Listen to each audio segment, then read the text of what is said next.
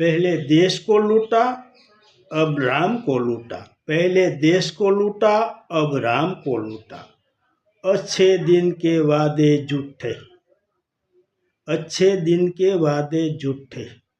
आ पछी एक गीत याद आवे छे, क्या हुआ तेरा वादा, कया गया तमारा वादा, अच्छे दिन आएंगे, किसानों की आवक दोगुनी होगी, महंगाई कम होगी।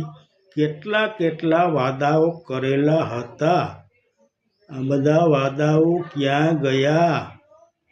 જરા લોકો જાગો, આ વાદાઓને યાદ કરો।